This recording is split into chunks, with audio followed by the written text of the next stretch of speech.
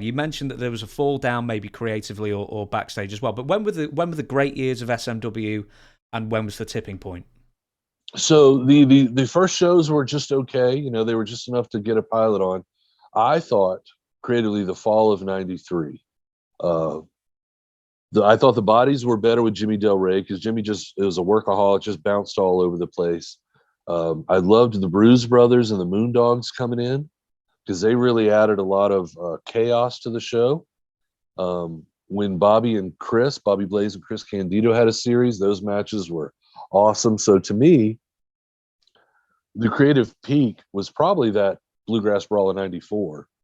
So everything 6 months prior leading up to that. So say fall of '93 to spring of '94, those shows were just everything was just clicking. And it was almost like creatively Jimmy couldn't do anything wrong. It all worked.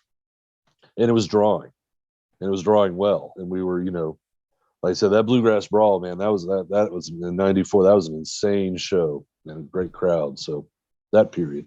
Yeah. So what was the difference between the Bluegrass Brawl in '94 and where it would go in a few months that maybe didn't live up to the expectations? Well, so we lost our top heel act because that '94, that Bluegrass Brawl, the main event was the Rock and Roll versus the Heavenly Bodies. Both losers leave the fall this time. And it was because Jimmy and Del Rey and Dr. Tom had been doing a lot of work with New York in and out over the winter. Now they're going to go full time. Well, that was our top heel act. And so we lost our top heel act. And then Dutch, who'd been our great commentator with Bob Cotto, left to go book Puerto Rico.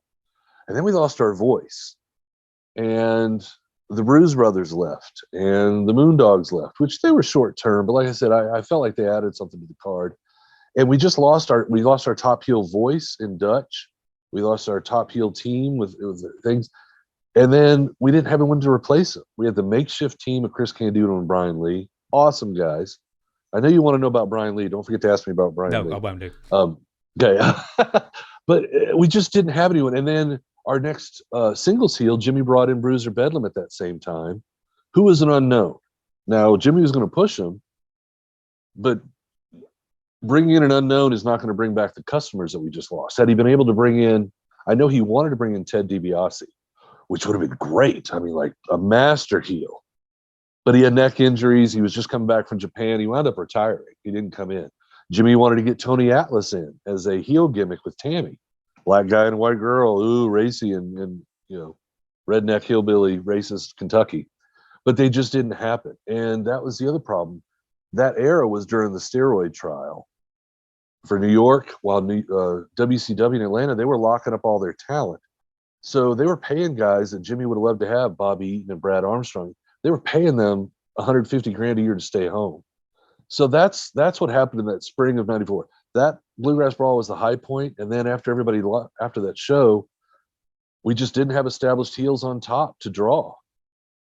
And our faces had been seen for the last year. We didn't have any new faces to get the new heels over, really. So it was just, what do you got for me? What's new? I think that was what the audience wanted. Yeah, you basically left with Something the new. almost best who've never ascended to the top. I understand. Yeah.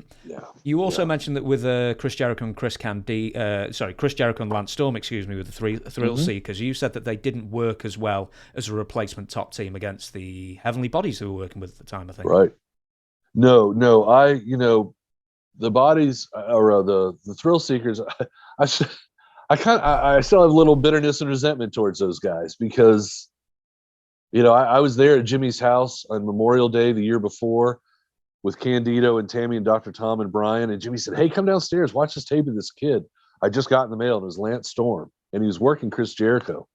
And he explained, "Oh, I'm going to bring him in." So he brings him in with all this hubbub. Chris Jericho strikes this crazy deal with Jimmy.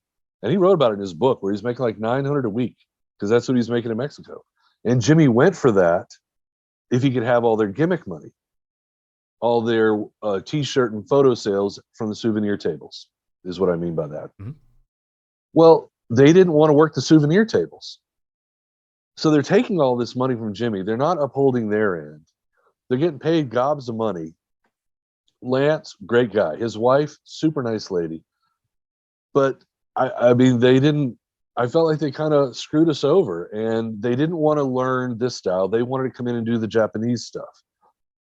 Chris Candido, when he came in, could do all that, but they taught him how to work Southern style, less bumps, more, So Thrillseekers didn't make it because they didn't try and they didn't care, and they used Jimmy. Lance stuck around for a long time after Jericho left. I give Lance a little credit, but yeah, those guys, could have really helped the company, and instead they just kind of, well, we're going to do it our way or we're going to leave, and that's what Jericho did, and then so. Well, Jericho ended up leaving early because he was attempting the shooting star press, wasn't he? And then he went wrong. He broke his arm, and then he was going to be out for weeks and weeks and weeks anyway. Right. And it's so crazy. He'd been at the pool early that afternoon with Anthony and I, and he was doing it off the diving board just great. He was doing it great off the diving board.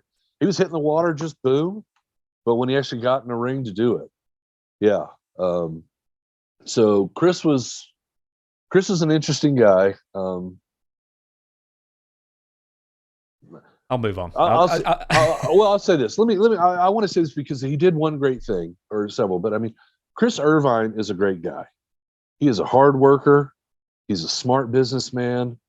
I know that he was taking care of kids financially that weren't his, maybe like some third world adopted kid. Like this guy, Chris Irvine, has a good heart, is a good person. He went through a lot with his mom. This kid has had an amazing career. What got him over forever with me, even though when Rex King passed away, Rex King had been like driving a truck the last couple of years of his life, had no money. Well, Rex King was one half of Well Done, that's who Chris and Lance worked with their run there. So they kind of learned a lot from those guys. Chris stepped up on a GoFundMe and paid for Rex's funeral services. And I know he's done that for Bobby Eaton and a couple other guys he's donated, but Rex is one of our guys, one of the guys I liked. And so when Chris did that, I just thought, man, Chris Irvine's awesome. Y2J can go fuck himself. And that's how I feel about Y2J. Prima donna, kind of a bully, kind of a little bully, because he's had the little guy, loved to strut around the apartment. It's like, you haven't drawn I've drawn more money in this country than you have. But that's why he became the superstar he did. He lived that gimmick. So Chris Irvine, awesome. Love what he did for Rex and Bobby and others. My roommate Y2J, Not so much. Pass.